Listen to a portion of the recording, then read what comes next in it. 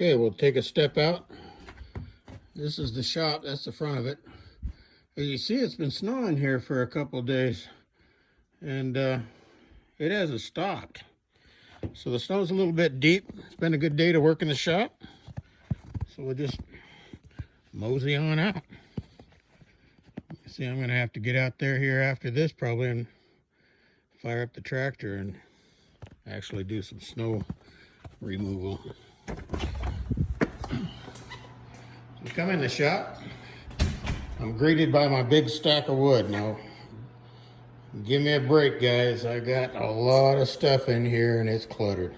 I've got mahogany, there's some black walnut, IPE, some cherry boards, white oak. This here is a black locust. There's some black locust up on the top here. Here's some live edge black oak locust. But that's the stack. There's a lot of stuff in my shop. We got some windows. There's a lot of stuff in my shop that needs to get out of here. When I get my garage built, it's gonna go in the garage. It's gonna open up some more space. I got a little workbench here. This was something that I've had for a lot of years. It seems to be a collect-all. And then I've got a storage rack. Most of it's just got wood trims and oils and stains, and it's fronted by my toolbox. And I got some plywood and boards stacked in the corner with ladders and stuff. A lot of stuff that doesn't belong in here. This is my joiner. It's a Bailey, 8-inch, 83-inch long bed. I like it a lot. I upgraded it to having the spiral cutter. So it does a really nice job on just about any kind of wood. This is my Bailey table saw. It's a 10-inch table saw. The riving knife. I have underneath on this end, I've built, this is just a home built router table with a router lift system. It's by Jessam, the motor's by Jessam, the whole thing. It's got the controls there for variable speed. I have a collection box underneath of it. That's by Incra. I like my Incra fence. This thing just does a fabulous job of being accurate. You don't have to, once you zeroed it, you don't have to second guess what your numbers are. Excuse me. And then this little box that I built, that keeps my router table, or router fence inside of it. It's kind of handy to get out of the way. This here is my chop saw station. I have a Bosch. I love that saw. It does just a wonderful job. I did a zero clearance in the center here. That's just made out of white oak.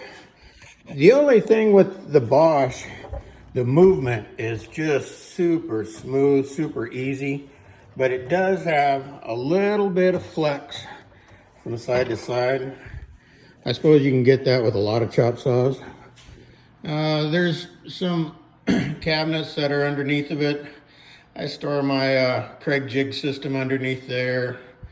That's my chisels. Those are the Stanley Sweetheart chisels. They go all the way up to 1.25 inches. I like those a lot. And I'm a real fan of Incra, the Incra scales. A little charging station, a little hand plane. That's a bench dog. Over here, we've been doing wall work, and I've got these walls painted and finished. All the plugs, they've got a switch on them on the top, so I can turn the plugs up on top off. There's a lot of 220 outlets through the walls. They run all the way over to approximately over there. And then, of course, they run all the way down that wall. So this was what I started off with, a shopsmith. And the shop I had before this, we only had this shop about 2 years. when we built it. It was really tiny. It would have not hardly made from about here to the wall. Not very far at all. So I've got some roller stands, you know, just help with some of the stuff. This is my Bailey dust collector. It works really good. So I got a 25-gallon pail underneath of it. It can fill up quite fast. Then I hang my blades to my bandsaw up on the top. Then of course my bandsaw, it's the Grizzly, and it's a 636X. That's a 5 horsepower bandsaw with a 16-inch resaw. You could probably get a little higher if you took your roller guides off of it. You could probably get 17 inches out of it, but you're not going to have a roller guide on your saw. You'd have to be pretty careful with it. But it's got a big beefy motor. The table tilts real nicely, 45 degrees.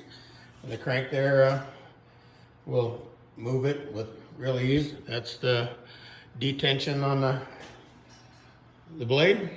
And then in this corner, I got my 15-inch Grizzly helical head planer. And it feeds off right next to my monstrous outfeed table. Now I picked this up from a friend. It's a maple, a 2-inch maple top. I eventually will get a clamp system on it and probably drill some bench dog holes in it. But that feeds off of my table saw, and it's very sturdy. I built the table underneath of it, the legs underneath of it, and put that in.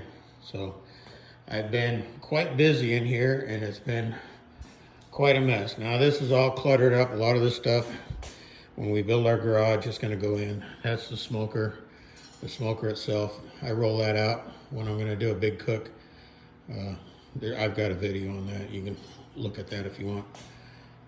And then all this pile of wood here, this just seems to be a collect-all, but the funny thing is most of this wood I throw in the smoker to smoke. And here's my heating source. It's a pellet stove. I just have a few bags of pellets and fill it up. It is a cheap, easy heat source. I can turn it off when I'm not in here, turn it on, come back out here in an hour, and she's nice and warm. I've got it running on ultra low right now, and it's cold outside. It's 33 and we're 66 inside here. It's nice, comfortable temperature. This little bench here I built, and then I got my clamp, and that's got black locust put in for the jaws, and I collect all of the stuff underneath. But that's my workshop, guys. Take one quick look around as we pan through it. Over there, on that spot there, that's where I'm going to put in a CNC machine, probably this year. I'm looking at a 3x5 CNC. That's what I want to put in. And eventually I'm going to plumb up for having my vac system with piping in here going to all my machines, so I can stop dragging that hose around. But there you go. That's a project I got going on, that little chair. Thanks for watching.